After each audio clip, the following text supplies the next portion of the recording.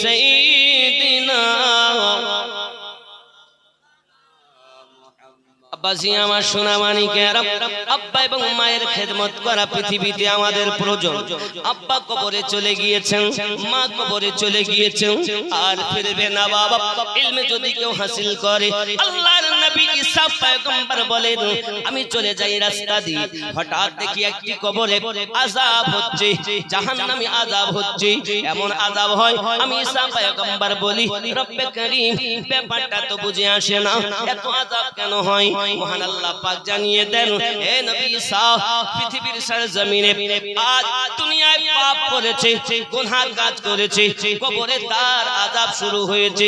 এই সোনা মানিক, কবরে যখন আপনি আমি যাব, ওই কবরে আযাব এত ভয়ানক হবে রে বন্ধু, পেটটা ফুলে মোটা হয়ে যাবে বাবা। আপনার জন্য এক পাপীর জন্য 70টা করে আজদাহা দেওয়া হবে। কিতাবের ভিতরে বর্ণনা হয়েছে, যদি একটি সাপ দুনিয়া জমিনে আপনার কিনা নিঃশ্বাস ফেলে, দুনিয়ায় সবগুলা তার জন্মাবে না। হে আল্লাহর বান্দা বান্দি, কবরের পাতে সংগ্রহ করো, কবরের পাতে সংগ্রহ করো। ওই কবরে যখন আপনি আমি যাব, কবরের ভিতরে রে বন্ধু, মনকা আপনার ফেরেশতা এসে আমাদেরকে জিজ্ঞাসা করবে। প্রথমেই বলবে, উঠ উঠ, আর কত কি পাপ করেছিস লিখ। এমন সময়তে আমরা বলবো, আয় আল্লাহর ফেরেশতা, আমাদের কাছে কলম নাই, আমাদের কাছে খাতা নাই, আমরা কালি নাই, কেমন করে লিখবো? আল্লাহর ফেরেশতা বলবেন, হে আল্লাহর বান্দা, আল্লাহর বান্দি, তোর গায়ের কাফনটাকে তুই খাতা বানাইয়া নে, হাতের আঙুলগুলো কলম বানাইয়া নে, গালের থুতুকে কালি বানাইয়া নে, লিখ কত পাপ দুনিয়ায় করেছি।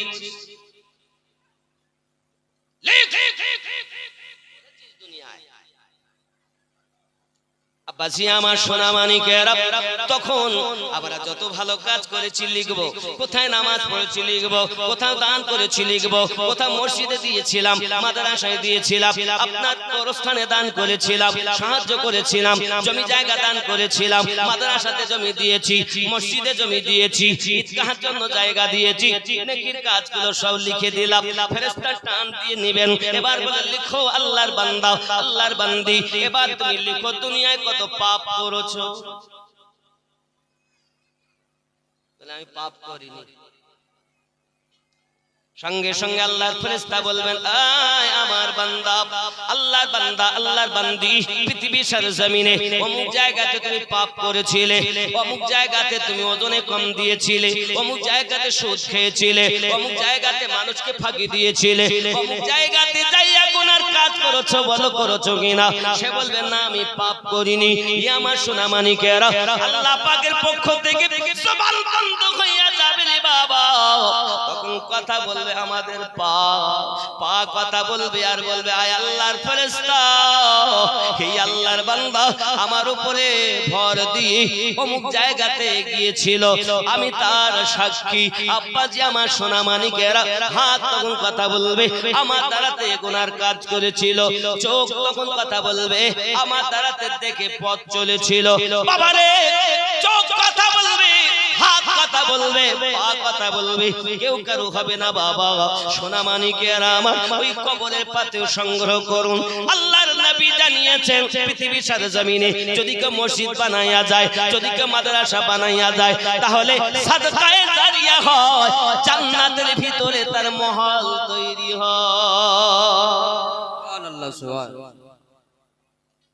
আপনি যদি মানুষের উপকারের জন্য, হে বাবাজি আমার, এমন কোন প্রতিষ্ঠান করেন উপকার হবে, ইজ্জত আবরু বাঁচবে।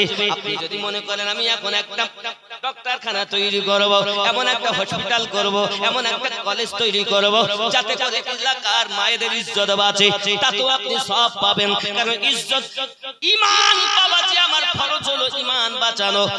আল্লাহর নবী হাদিস শরীফে বলেছেন, হায়া, শরম, লজ্জা ঈমানের অঙ্গ।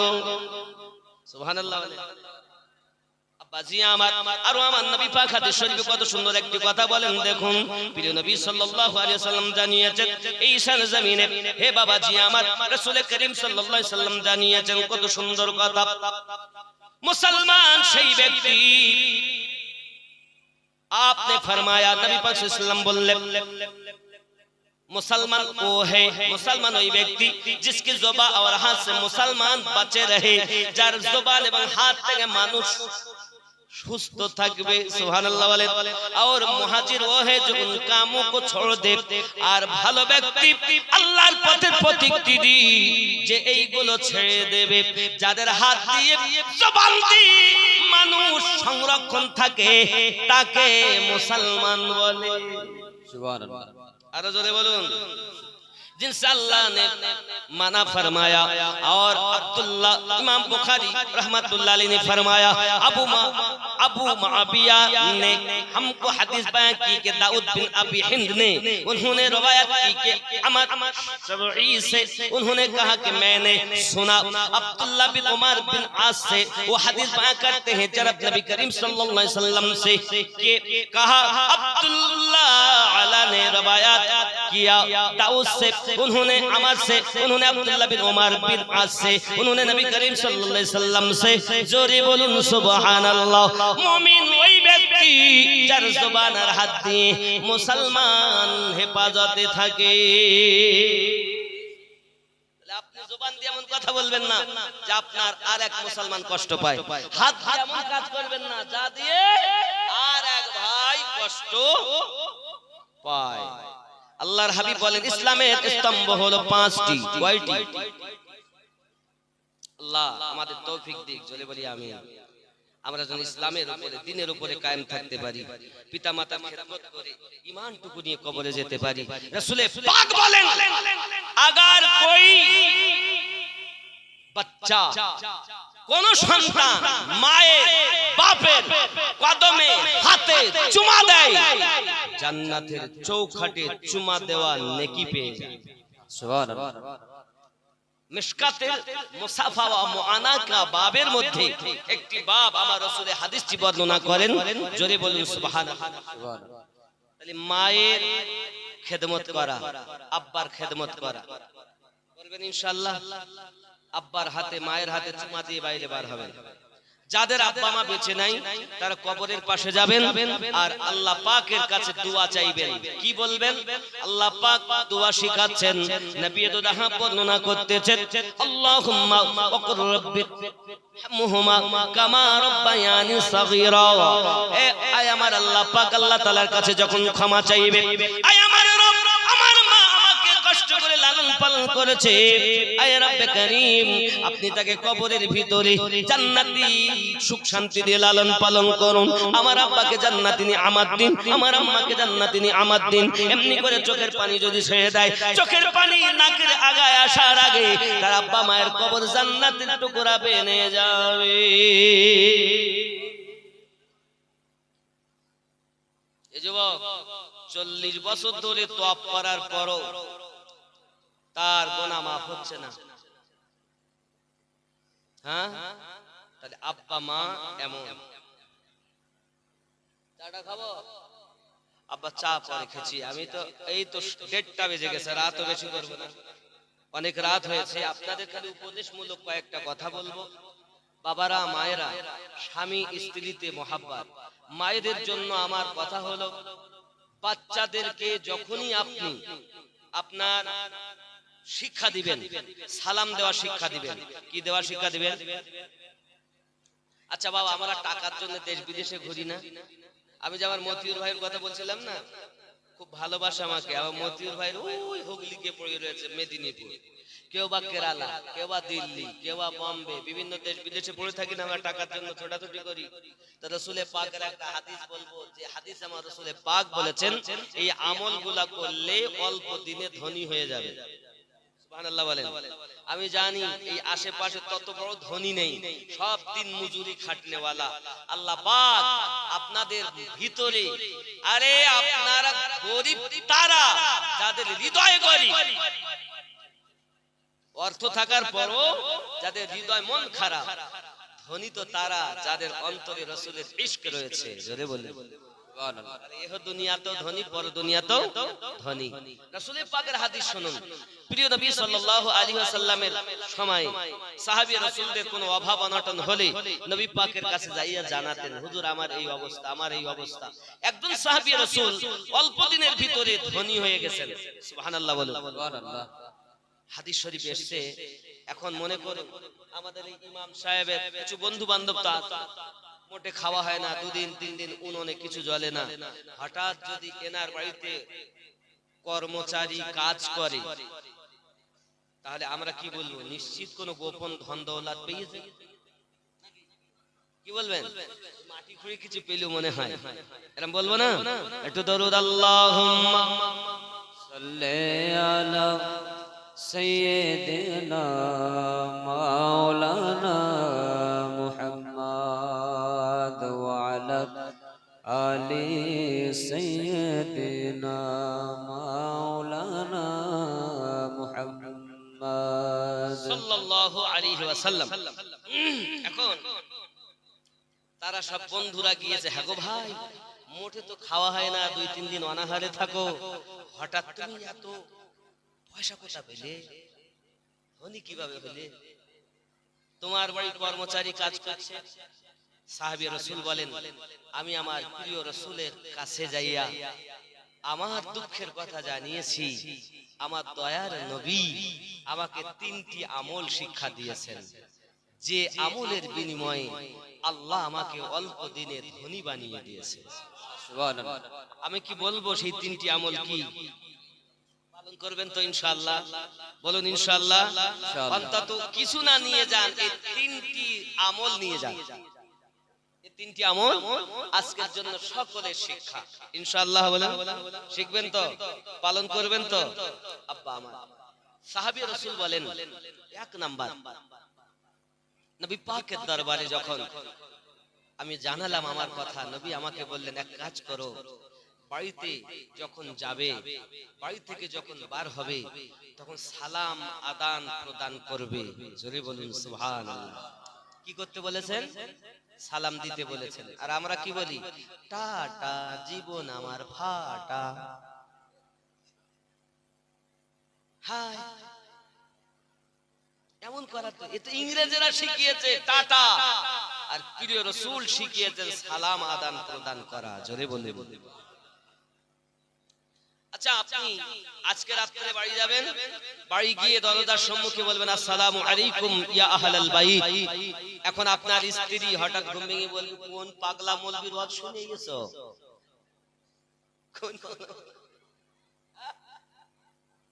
নিশ্চিত আমিনুদ্দিন পাগলারা শুনেছে। সালাম দিবেন তো দরজায় গিয়ে? আল্লাহর রাসূল বলেন, দেন সালামের মানেটা দেখো। খুব সংক্ষিপ্ত মানে করছে। সালামের অর্থ কি? তোমার উপরে আল্লাহ রহমত বর্ষিত হোক। কেউ বলল ওয়া আলাইকুমুস সালাম, সেও বলল তোমার উপরে আল্লাহ রহমত বর্ষিত হোক। সুবহানাল্লাহ বললাম। সুবহানাল্লাহ।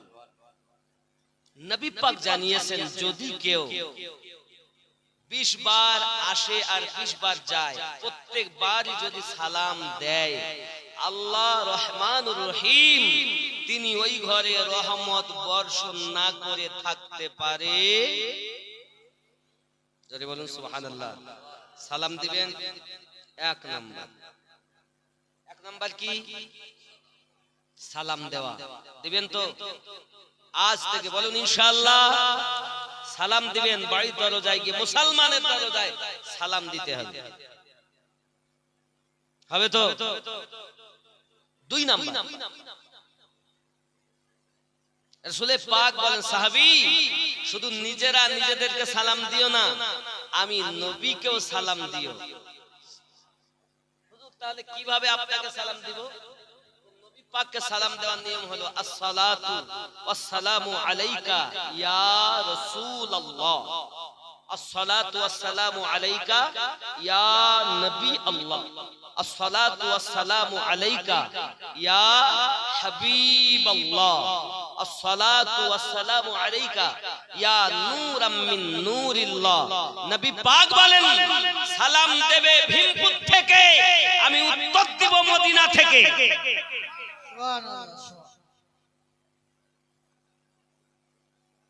তাহলে মাওলানা সাহেব আমাকে সালাম দিলেন, বললেন তোমার প্রতি আল্লাহর রহমত বর্ষিত হোক। আমিও উত্তর দিলাম তোমার প্রতি আল্লাহর রহমত বর্ষিত হোক। তা আমার নবী যদি বলেন যে উম্মত তোমার উপরও আল্লাহর রহমত বর্ষিত হোক, তা আমার দোয়া কবুল হবে আগে না নবীর কথা কবুল হবে আগে? এই জোরে বলুন।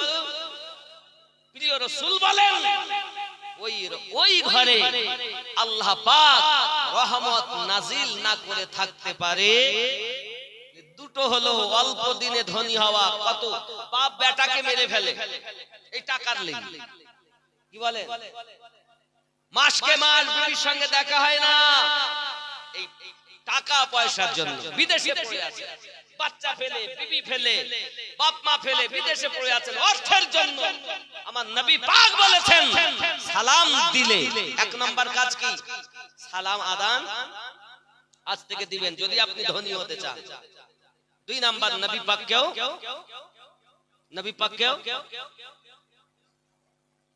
নবী পাককে সালাম দিতে হবে। কি বলতে হবে নবী পাককে? আসসালাতু ওয়াসসালামু আলাইকা ইয়া রাসূলুল্লাহ। দিবেন তো?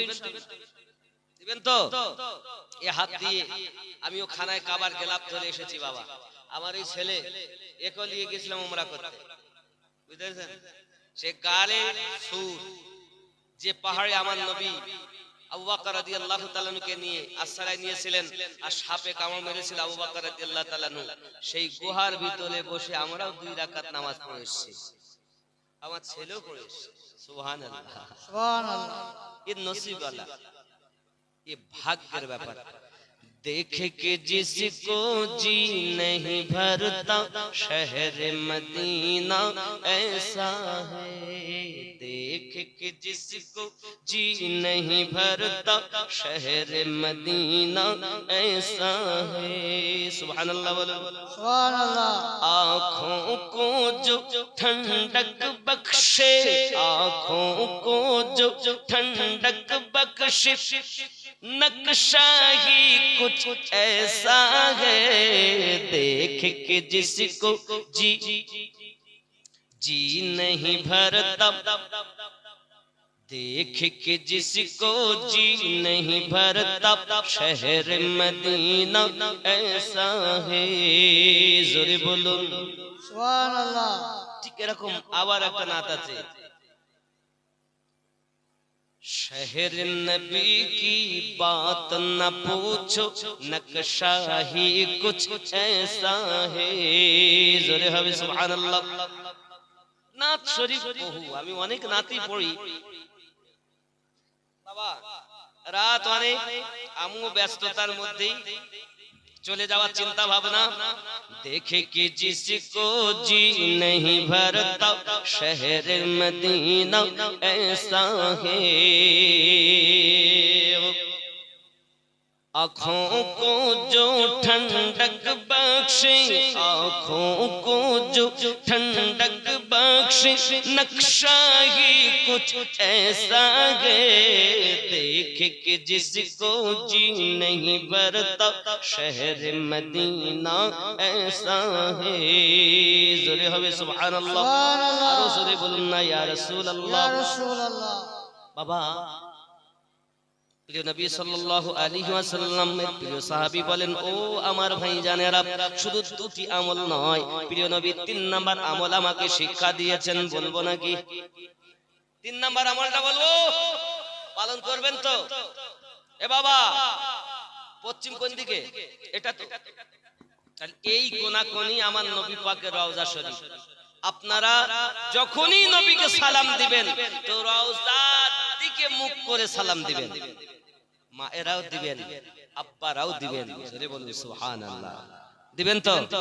দিবেন। নিজেরাই শুধু একা একা সালাম আদান প্রদান করো না, আমি নবীকেও সালাম দিও, আমি নবী তোমার সালামের উত্তর দিয়ে থাকি। 3 নাম্বার আমল নবী পাক বলেছেন, নামাজে বেশি বেশি করে সূরা ইখলাস দিয়ে নামাজ আদায় করবে। কুল হু আল্লাহু আহাদ আল্লাহুস সামাদ এই সূরাটি দিয়ে নামাজ আদায় করবে। সাহাবী রাসূল বলেন এই তিনটি আমল আমাকে আমার প্রিয় রাসূল দিয়েছেন, এই তিনটি আমল পালন করার অল্প দিনের মধ্যে আল্লাহ আমাকে গায়েবী খাজানা দিয়ে মাদাদ দিয়েছেন। যে ঘরে উনুনে আগুন জ্বলতো না আজ সে বাড়িতে কর্মচারীতে কাজ করে। জোরে বলুন, এই তিনটি আমল পালন করবেন। আল্লাহ আমাদের বুঝ শক্তি দিক। একটু সালাম পড়ুন ইয়া নবী ইয়া রাসূল আলাইকা ইয়া হাবিব সালাম আলাইকা সালাওয়াতুল্লাহ আলাইকা ইয়া রাসূলুল্লাহ ইয়া হাবিবাল্লাহ আমরা তো বড় অসহায়, আপনি তো শুয়ে আছেন মদিনায়, আপনাকে রেখেছি কলিজায়, হাসরে মোরা আপনাকে যেন পাই। ইয়া নবী সালাম আলাইকা ইয়া রাসূল সালাম আলাইকা ইয়া হাবিব সালাম আলাইকা সালাওয়াতুল্লাহ আলাইকা নবীজি গো ওগো নবীজি আপনি যে কেন বোঝেন না আমাদের মনের বেদনা, আমরা যে সইতে পারি না, একবার দেখা দেন সোনার মুখখানা।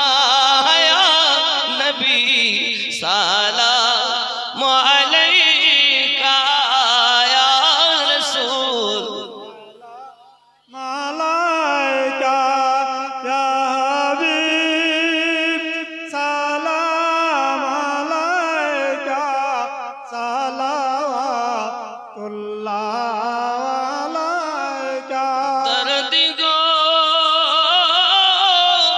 ওগো উম্মতের দরদি, প্রাণের নবীজি মা বাবা হারায়া দাঁড়াইলেন তায়েফে যায়া, তায়েফে যুবকরা মিলিয়া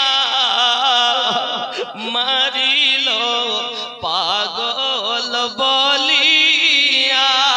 ইয়া নবী সালাম আলাইকা ইয়া রাসূল মালাইকা ইয়া হাবিব আলাইকা সালাওয়াতুল্লাহ আলাইকা কে বলেন নবী জি দূরে আসেন নবী আশিকদের অন্তরে, আমরা যে আমার যে মনে মানে না একবার নবীজি পর্দা উঠাও না। ইয়া নবী সালাম আলাইকা ইয়া রাসূল সালাম ইয়া হাবিব মালাইকা সালাওয়াতুল্লাহ আলাইকা ইয়া রাসূলুল্লাহ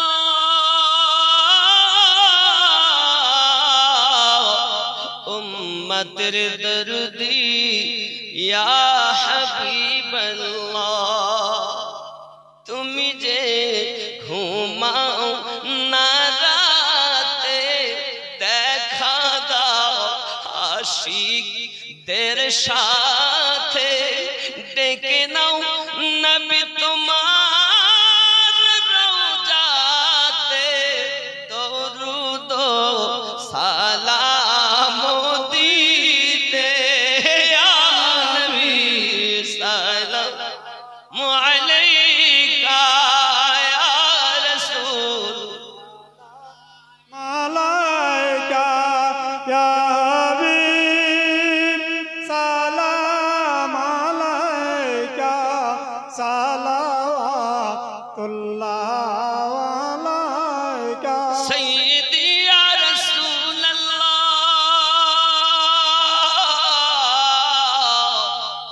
उम्मतेर दर्दी या हबीब अल्लाह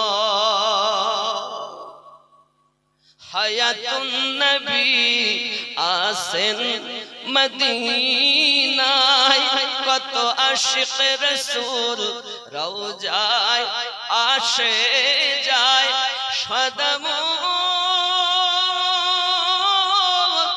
আসে বেকুল হয় আমরা যে কবে যাব মদিনায় ইয়া নবী সালাম মালাইকা ইয়া রাসূল সালাম আলাইকা ইয়া হাবিব সালাম আলাইকা সালাওয়াতুল্লাহ আলাইকা ইয়া রাসূলুল্লাহ সায়াহীন হাসর ময়দানে জানি না কি আছে কপালে ডরাইনিও তরাইনিও গো আপন কোলে গুনাহগার উম্মতি বলে ইয়া নবী সালাম আলাইকা মালাইকা ইয়া হাবিব সালাম আলাইকা সালাওয়াতুল্লাহ الصلاة والسلام عليك يا رسول الله الصلاة والسلام عليك يا نبي الله الصلاة والسلام عليك يا نورا من نور الله وعلى آلك سيدي يا رسول الله بلغ الأولى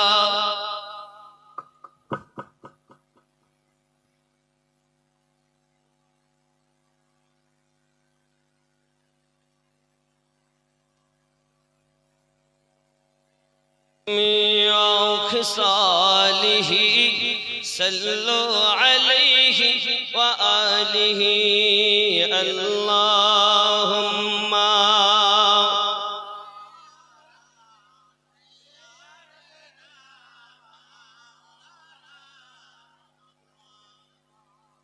وعلى